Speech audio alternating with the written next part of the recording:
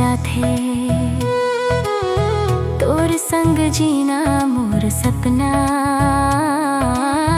तोर संग मरना भी भाथे। रात में तोर चेहरा चमके, जैसे पानी में तारा दमके।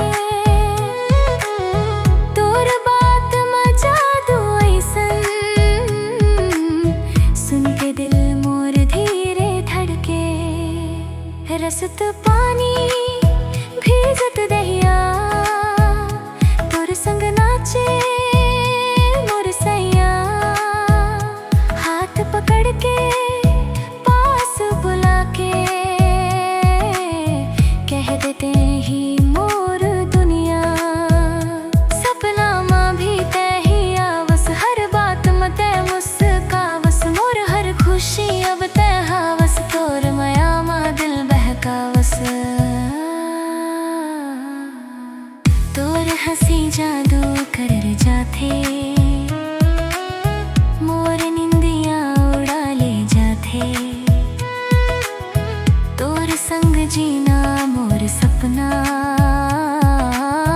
तोर संग मरना भी भाथे।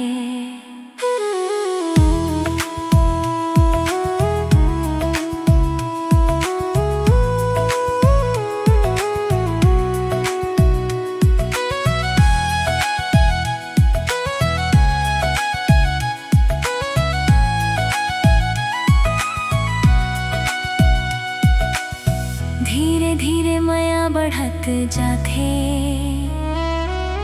दिल तोर नाव जपत जाथे। तोर संग बन गे मोर दुनिया,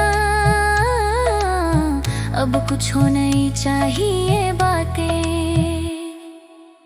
मन के भंवरा बन गे राजा, तोर माया माँ फंस गे आजा।